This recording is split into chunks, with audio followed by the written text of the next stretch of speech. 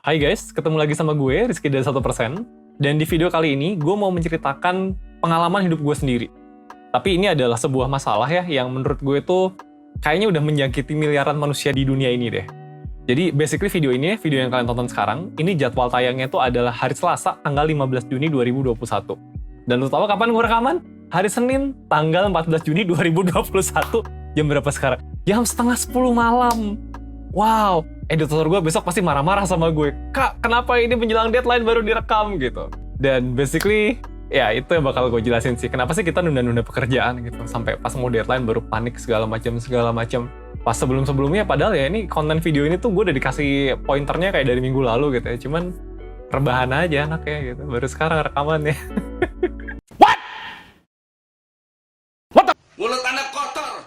Oke, simak terus video sampai habis. Gue bakal jelasin soal procrastinating alias menunda-nunda pekerjaan. Karena kalau bisa besok, kenapa harus sekarang? Kan gitu.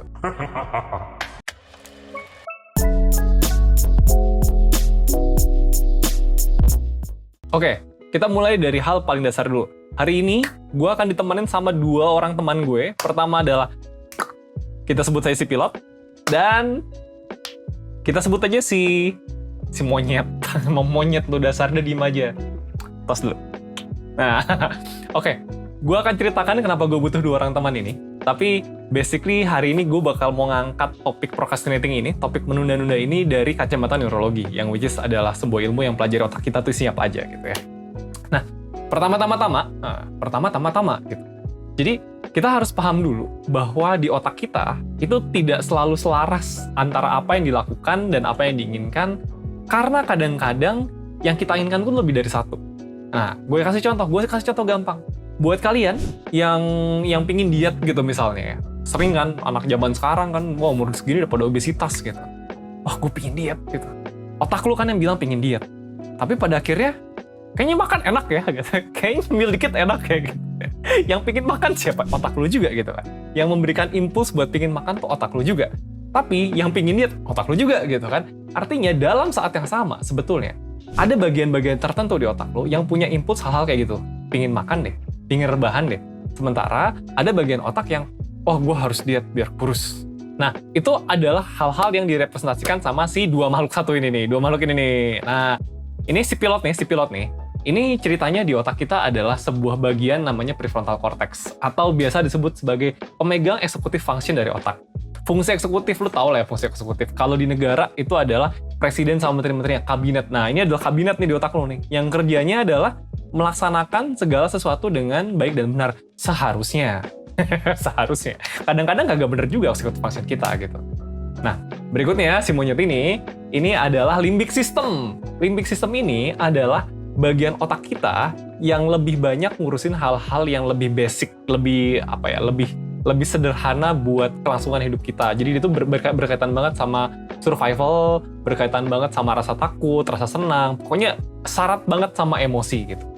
Kadang-kadang banyak kan, lu mau ngomong film, puisi, lagu, banyak banget yang ngomongin, wah antara hati dan otak tuh nggak bisa jadi satu. Nah itu sebetulnya ketika ngomongin hati sama otak ya, itu ngomongin dua benda ini nih. Lu ngomongin si pilot ya, ngomongin otak gitu kan, bukan otak. Spesifik ngomongin prefrontal cortex. Karena si monyet ini meskipun kata lagu-lagu tuh ada di hati, itu sebenarnya bagian dari otak kita juga. Karena emosi kita kan ada di otak, di limbic system, amigdala dan sekitarnya lah. Nah, basically yang terjadi ketika kita procrastinating gitu ya, ketika kita menunda-nunda pekerjaan ya, itu tuh gara-gara kita terlalu mendengarkan si monyet ini, sementara yang dia diem aja. Nah, kenapa kayak gitu? Pertama-tama kita mundur dulu. Kenapa dalam sebagian besar lagu, dalam sebagian besar karya tulis gitu ya, selalu digambarkan emosi mengalahkan pikiran? Tahu nggak kenapa? Karena memang seperti itu. Panjang ceritanya, kalau misalkan gue bahas mulai dari evolusi zaman dulu gitu ya. Tapi sekarang sesuatu yang kita tahu adalah si prefrontal cortex ini nih, si bagian ini tuh baru ada di otak kita, baru mulai berkembang di otak kita tuh pas kita masuk usia dewasa, sekitar 18 tahun. Kemudian dia akan terus berkembang sampai dia akan matang sekitar 9-10 tahun setelah itulah, jadi umur 27-28 gitu ya. Sementara ini itu udah dari kita bocah udah ada nih si monyet satu ini nih. Jadi jangan heran kalau anak kecil mau sepintar apapun gitu ya, tetap dipandang bocah sama orang dewasa karena emang belum punya ini aja di otak, belum punya si pilot ini. Punyanya cuma si monyet ini gitu. Semua tuh full penuh banget sama emosi-emosi dasar, impuls-impuls dasar dan lain-lain. Emosi dasar tuh kayak tadi, kayak lu takut, lu senang, lu sedih, lu marah dan segala macam. Sementara ini itu yang bisa mikir panjang gitu. Oh, gue harus ngerjain tugas karena kalau gue tidak mengerjakan tugas, maka nanti gue begini. Gitu. Jujur aja deh, lu zaman SMA, zaman SMP gitu, lu ngerjain tugas kan jarang ya gara-gara keinginan sendiri, jarang banget. Biasanya kan gara-gara disuruh aja. Oh, kalau gue ngerjain tugas, besok gue diomelin gitu. Oh, gue nggak dikasih jajan. Jadi lebih banyak gara-gara rasa emosi-emosi di sini nih. Instead of lu tahu, oh ini yang terbaik buat gue, makanya gue harus plan ini. Itu yang terjadi sebetulnya. Dan karena itu ya, begitu orang lu 18 tahun ya, si emosinya nih udah full blown banget, sementara ininya baru ada. Apa yang terjadi coba?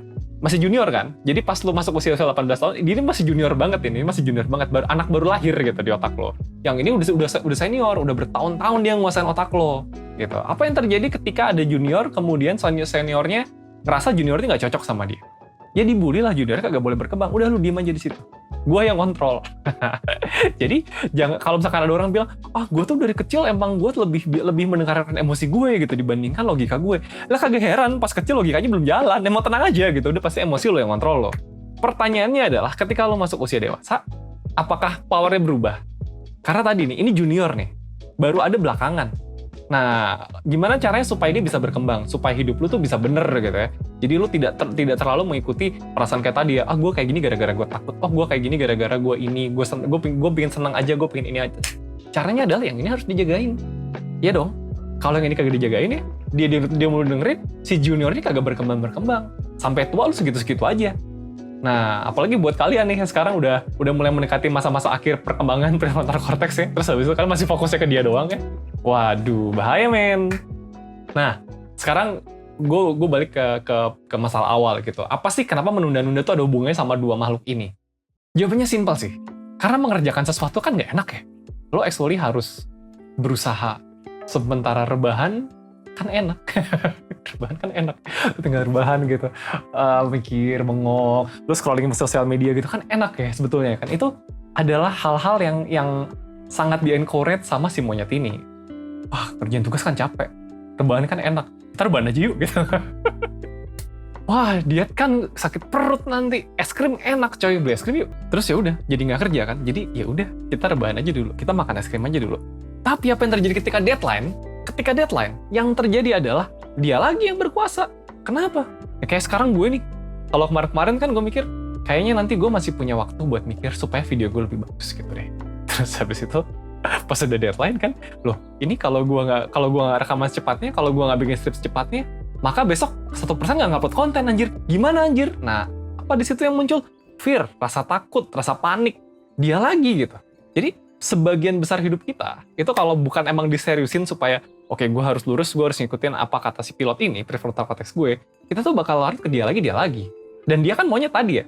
Kalau kagak ada sesuatu yang perlu ditakuti, senang-senang aja, rebahan aja, santai-santai aja. Begitu ada sesuatu yang ditakutin, langsung, wah gila ntar lagi deadline gitu. Wah gila ntar begini, gue harus begitu.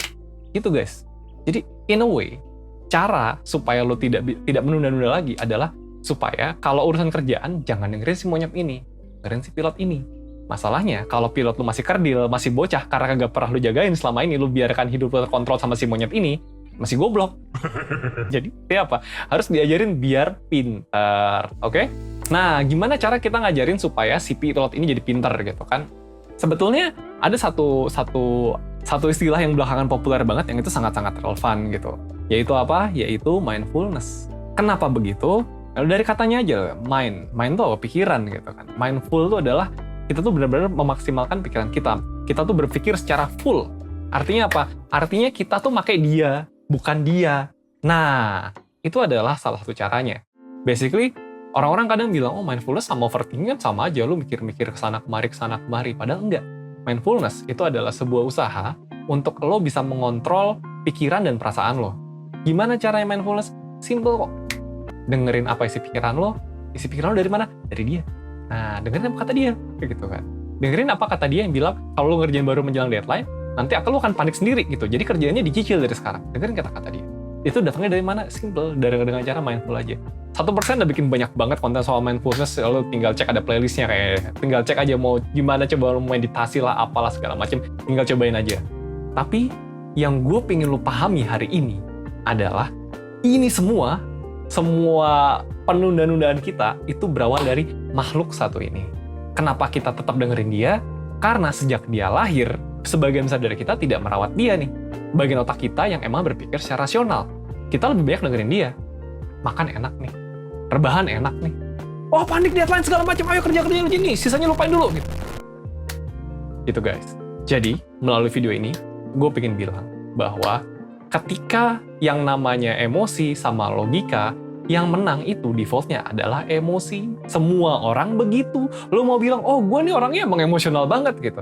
Lo kagak spesial. Semua orang tuh sampai umur 18 tahun tuh emosional.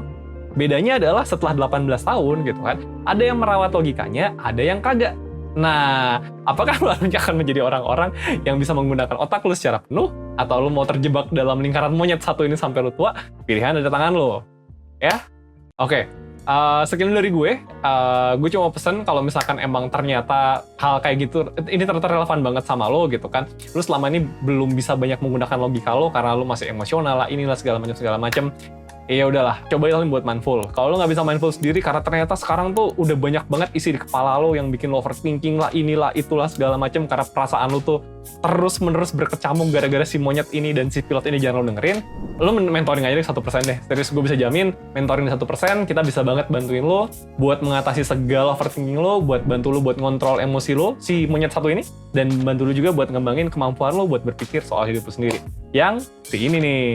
Ya udah. Sekian dulu dari gue Rizky dari 1%. Bye!